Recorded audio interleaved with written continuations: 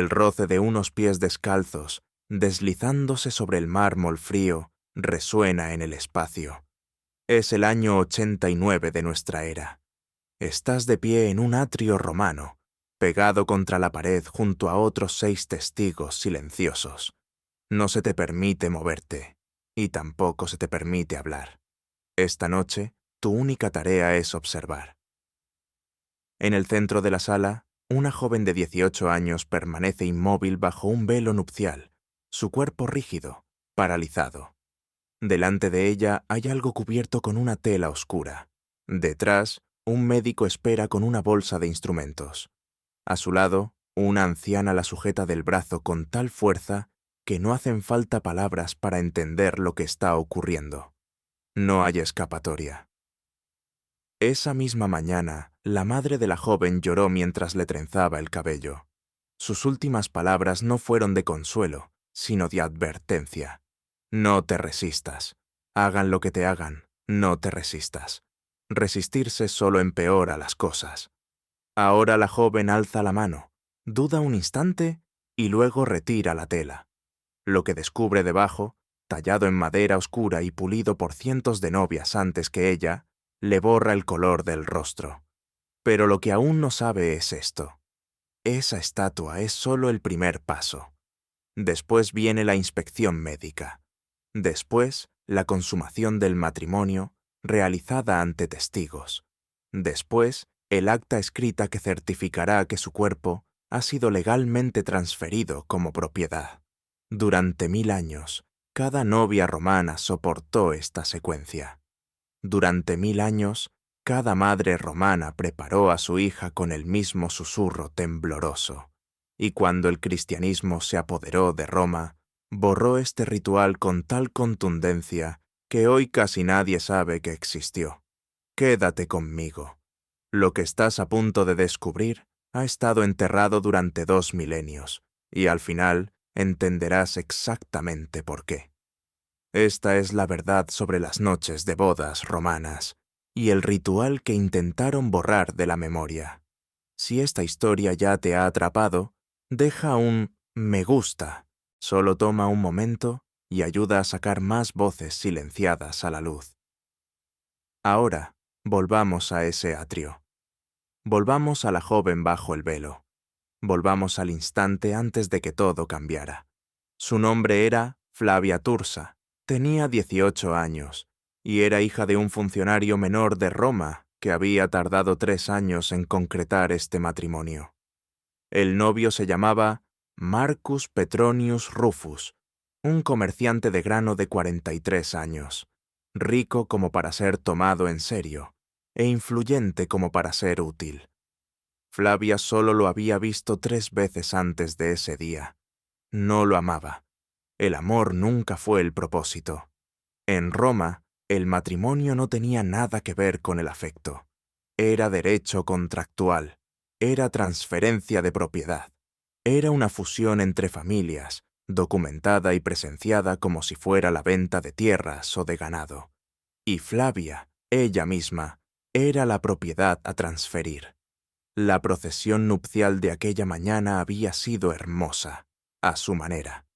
Llevaba el tradicional velo color llama, el cabello dividido en 6 trenzas sujetas con cintas de lana, tal como lo dictaba la costumbre. En el templo, los sacerdotes sacrificaron una oveja y estudiaron sus entrañas. Los augurios fueron favorables. Los dioses habían dado su aprobación. Su padre firmó los contratos usando la antigua fórmula legal que sellaba la unión. Flavia pronunció las palabras rituales que tantas novias antes que ella habían repetido. Ubi tu Gaius, ego Gaia. Donde tú eres Gallo, yo soy Gaia. La frase significaba que ella ya no era ella misma. Su identidad legal había sido borrada y reescrita, en nombre de su esposo. Ahora le pertenecía. Pero la ceremonia en el templo solo marcaba el inicio legal. ¿Qué la esperaba al final de aquella procesión iluminada por antorchas? En una casa que nunca había pisado. En una habitación donde los testigos ya la esperaban. Ahí tendría lugar la verdadera transformación. A medida que la procesión avanzaba por las calles, las multitudes se alineaban para ver y cantar. No himnos ni bendiciones, canciones obscenas, repletas de versos explícitos que describían con lujo de detalles lo que se le haría esa noche a Flavia. Los jóvenes gritaban sugerencias que le hacían arder las mejillas bajo el velo. Las ancianas reían a carcajadas y le lanzaban nueces contra el vestido, una supuesta bendición de fertilidad que se sentía más como una burla. Su madre caminaba a su lado, en silencio. Flavia había esperado una palabra de consuelo, alguna forma de protección. En su lugar, su madre miraba al frente, con la mandíbula apretada y los ojos vacíos. Esa mañana, mientras le arreglaba el pelo, su madre había empezado a llorar. No lágrimas suaves, sino sollozos profundos y temblorosos que intentaba ocultar con la mano. Flavia le había preguntado qué le pasaba. Su madre le respondió en un susurro: «No te resistas. Pase lo que pase esta noche, no te resistas. Solo lo empeora todo». Flavia no lo entendió entonces. Creía saber en qué consistía una noche de bodas. Conocía lo básico. Esperaba dolor. Lo que no había imaginado era lo que de verdad le esperaba. La procesión llegó a la casa de Marcus Petronius Rufus justo cuando la última luz se desvanecía del cielo. La entrada estaba adornada con lana y ramas verdes, y 2 antorchas indicaban que allí se consumaría un matrimonio conforme a la ley. Su esposo la esperaba en el umbral. Detrás de él, Flavia distinguía sombras moviéndose a la luz de las lámparas. Demasiadas sombras. Demasiadas para un momento íntimo entre esposa y esposo. Marcus la alzó en brazos para cruzar el umbral. La tradición decía que era de mala suerte que una novia tropezara al entrar a su nuevo hogar. Pero el gesto tenía un origen más antiguo, nacido en una época en la que las mujeres eran llevadas a casa de sus maridos, les gustara o no. La puerta se cerró detrás de ella, y por fin Flavia vio lo que la esperaba en el atrio. Cuéntalos con ella. Una anciana vestida con túnicas formales, la pronuba. Su deber era supervisar todo lo que ocurriría esa noche y testificar en caso de que el matrimonio fuera impugnado ante la ley. Un sacerdote de afiliación incierta estaba cerca, su rostro medio oculto en la luz de las lámparas. 3 mujeres esclavizadas entraron cargando palanganas poco profundas llenas de agua y montones de lino limpio. Cerca de ellas se encontraba un hombre mayor, con una bolsa de cuero a sus pies, cuya abertura dejaba ver el brillo de instrumentos médicos. En el rincón más alejado se alzaba una forma de madera de casi 4 pies de altura, oculta bajo una pesada tela oscura que disimulaba su contorno. Había demasiados cuerpos en la estancia, demasiadas miradas atentas, demasiados testigos para lo que Flavia había imaginado alguna vez como un momento privado. La pronuba avanzó y cerró sus manos alrededor de las de Flavia. El agarre era firme, rozando la sujeción, como si se esperara un intento de huida. «Bienvenida a la casa de tu esposo», anunció la pronuba. «Las obligaciones sagradas deben cumplirse ahora. Esto es lo que rara vez se dice de forma directa sobre el matrimonio romano. Nunca estuvo pensado para ser romántico. No tenía nada que ver con el afecto, la compañerismo ni la devoción compartida. El matrimonio era un intercambio legal, registrado formalmente y presenciado en público, sin diferenciarse en su estructura de la venta de tierras de cultivo o de una nave mercante. El derecho romano lo definía como conventio in manum, una expresión que significaba entrada en la mano de otro. Una mujer pasaba del control legal de su padre al de su marido. En el período anterior a la República tardía, esta transferencia no dejaba lugar a dudas. Un esposo poseía la misma autoridad sobre su esposa que ejercía sobre las personas esclavizadas. incluido el poder sobre la vida y la muerte. Para la época imperial, cuando Flavia siguió la procesión iluminada por antorchas, los bordes más brutales de la ley se habían suavizado. Las mujeres podían poseer bienes a su propio nombre. Los matrimonios podían disolverse. Sin embargo, la regla central permanecía intacta. El matrimonio reasignaba a una mujer de la autoridad de un hombre a la de otro. Y como en toda gran transferencia de propiedad en Roma, se requería prueba. Pienses en cómo los romanos llevaban a cabo la venta de un terreno. Había testigos presentes en cada etapa. La tierra era inspeccionada. Se realizaban rituales para asegurar la aprobación divina. Se recorrían y reconocían los límites de la propiedad.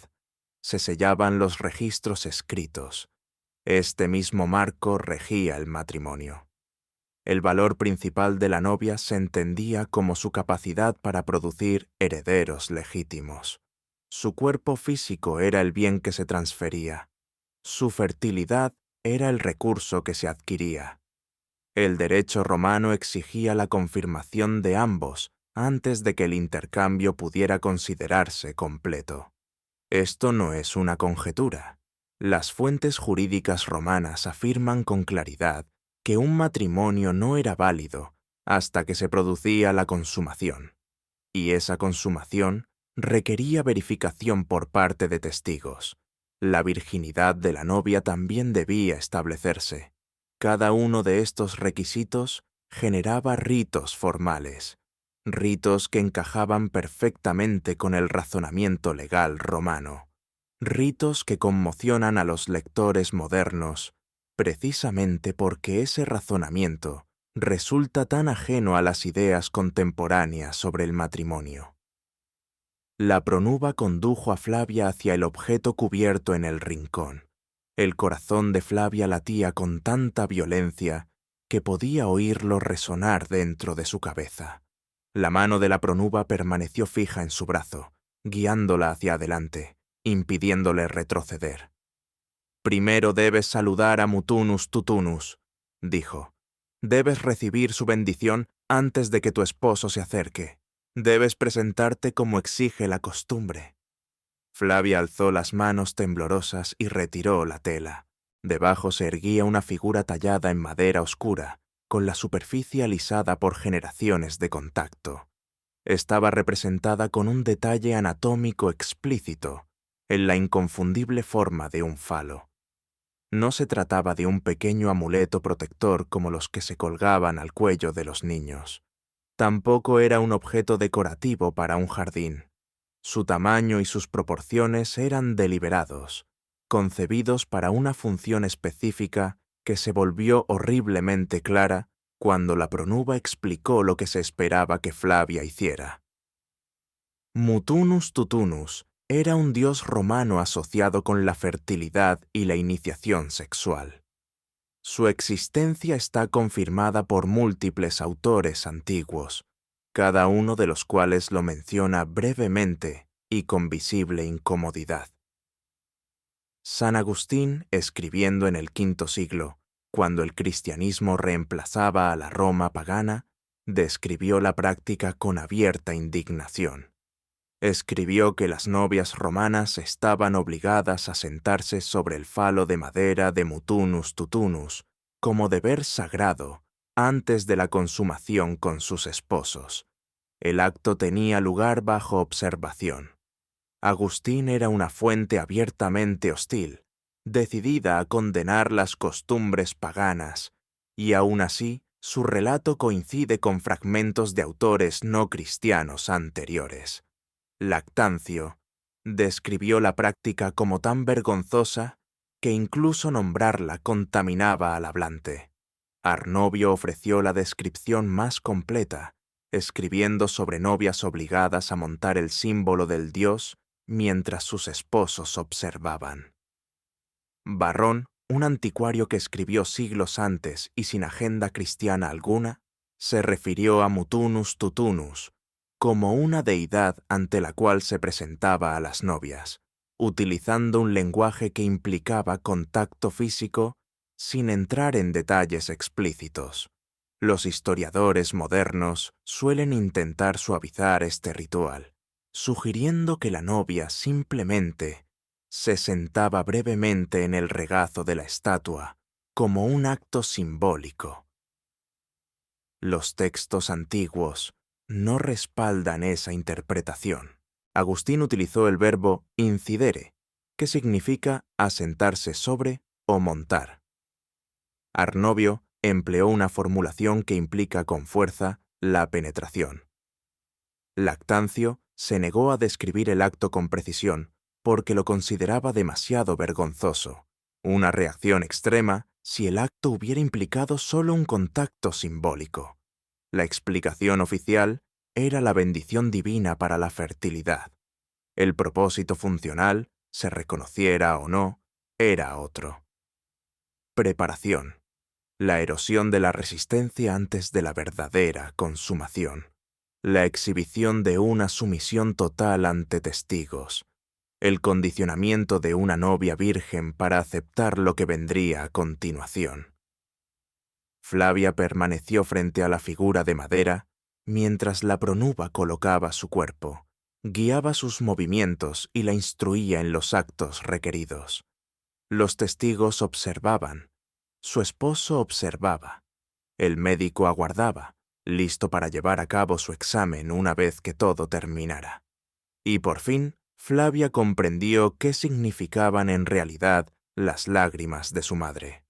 ¿Para qué la habían estado preparando las canciones obscenas a lo largo de las calles? ¿Qué exigía de verdad convertirse en esposa romana?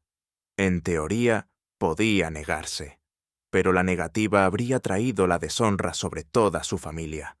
Los contratos serían anulados. Sería enviada de regreso a la casa de su padre, marcada como mercancía dañada. Ningún hombre respetable querría casarse con ella. Todo lo que le habían enseñado sobre el deber, el honor y el lugar de una mujer quedaría expuesto como una mentira, y ella misma sería juzgada como inútil. Flavia no se negó. Detente un momento en eso. Una joven de 18 años, rodeada de testigos, enfrentada a algo que jamás había imaginado, y su única elección real era la sumisión o la ruina. Me pregunto qué estará pasando por tu mente, ahora mismo. Deja un comentario. Leo cada uno. Después del ritual con la estatua, esclavas lavaron su cuerpo en palanganas de agua perfumada.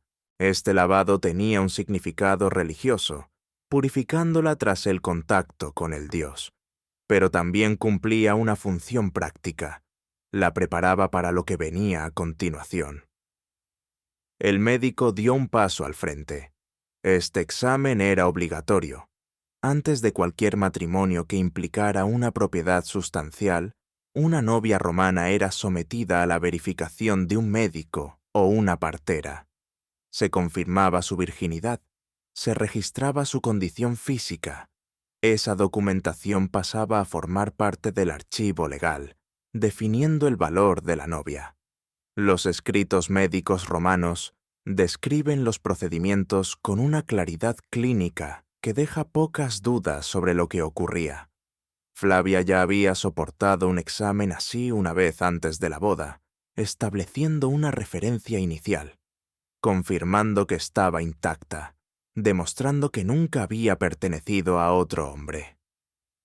Ahora, después del rito con mutunus tutunus, el médico realizaba un segundo examen. Este confirmaba que el ritual se había llevado a cabo correctamente, que su estado coincidía con lo que había establecido la evaluación anterior, que estaba preparada para la consumación. Todo esto tenía lugar ante testigos, testigos cuyo testimonio podría ser requerido si el matrimonio era impugnado alguna vez ante un tribunal. Lo que inquieta a los lectores modernos no es solo lo invasivo, sino la indiferencia. Los romanos no consideraban estos actos traumáticos. Eran simplemente pasos necesarios para completar una transacción legal importante. Los sentimientos de la novia, al ser inspeccionada, observada y documentada, importaban tanto como los sentimientos de un terreno inspeccionado antes de una venta. La propiedad no tiene emociones. La propiedad se transfiere según un procedimiento establecido. Tras el examen, Flavia fue conducida a la alcoba, preparada para la consumación. La habitación había sido dispuesta conforme a la costumbre, el lecho matrimonial colocado de manera que fuera claramente visible desde la puerta. Una puerta que permanecería abierta durante toda la noche. Lámparas de aceite proporcionaban suficiente luz para que la pronuba observara desde su lugar cerca de la entrada. Las esclavas, necesarias más tarde, aguardaban en el corredor. Marcus entró. Parecía nervioso, lo que sorprendió a Flavia. Ella había supuesto que estaría seguro de sí mismo, autoritario.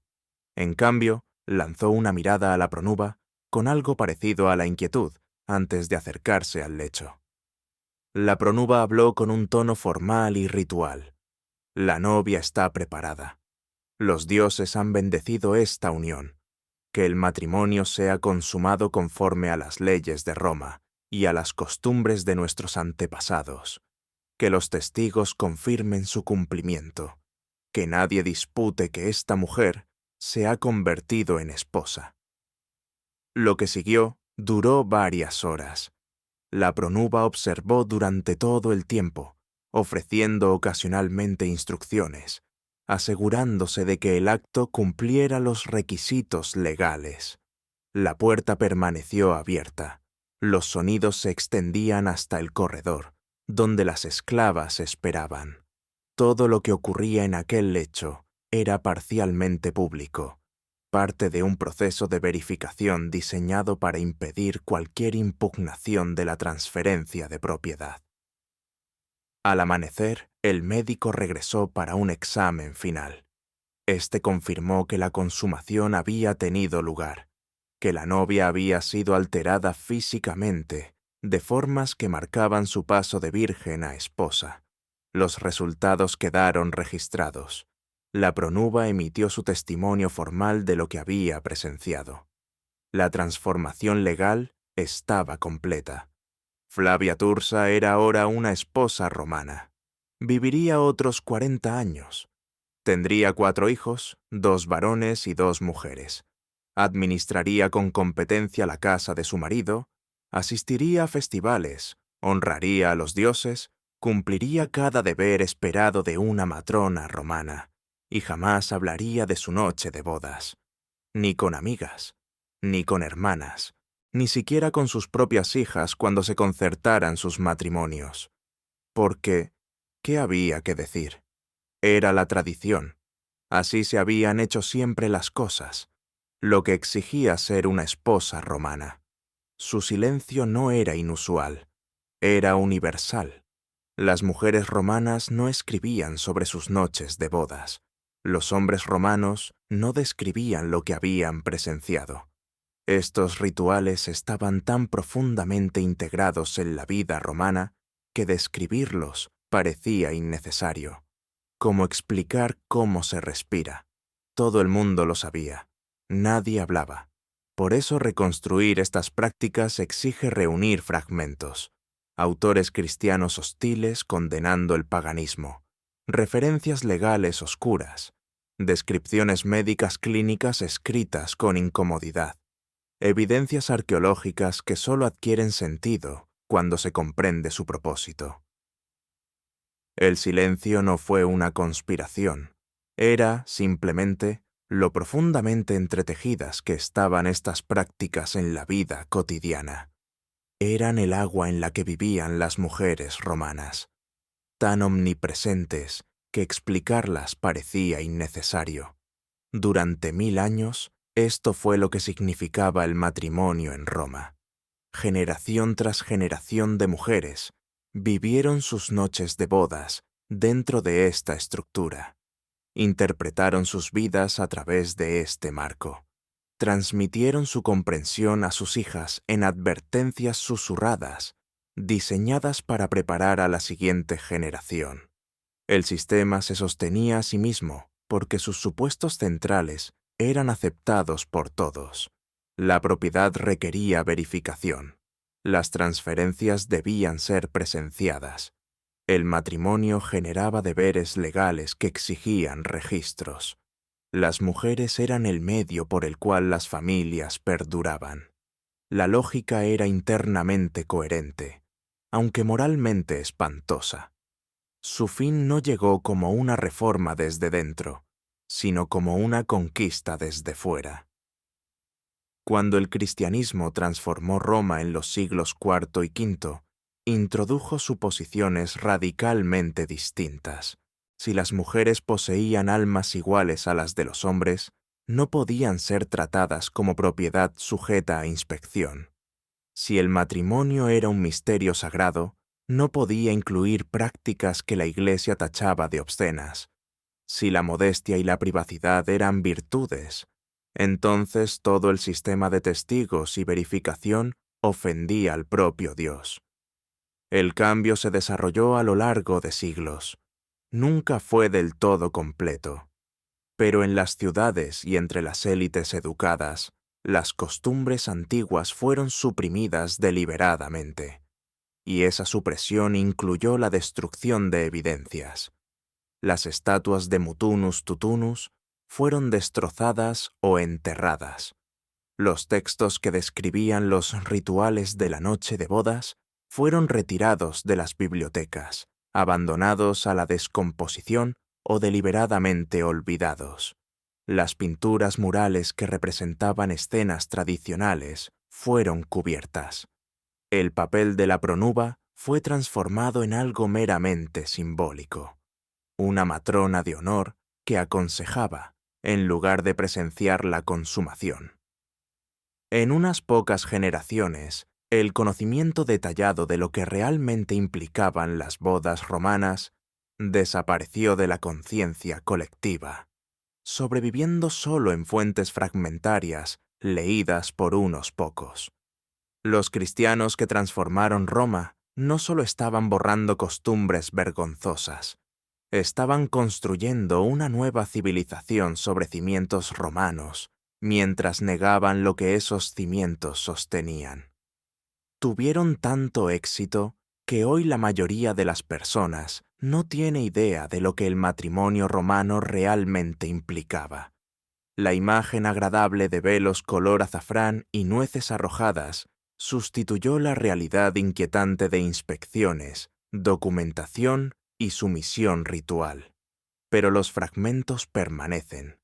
Los fragmentos siempre permanecen. La indignación de Agustín, la vergüenza de Lactancio, el detalle clínico de Arnovio, los eufemismos cautelosos de Varrón.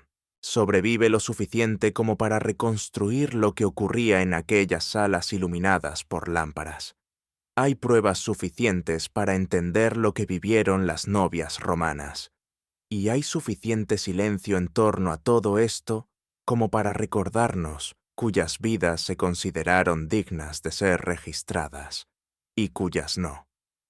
Flavia Tursa murió en el año 131 de nuestra era, alrededor de los 60 años, tras haber vivido más de 40 como esposa. ¿Qué pensó sobre su noche de bodas durante todas esas décadas? ¿La recordaba como un trauma? ¿Como aceptación? ¿Como algo entre ambas cosas? ¿Esperaba algo distinto para sus hijas? ¿O lo aceptaba como inevitable? No podemos saberlo. No dejó ningún testimonio escrito. Ninguna mujer romana de su clase lo hizo.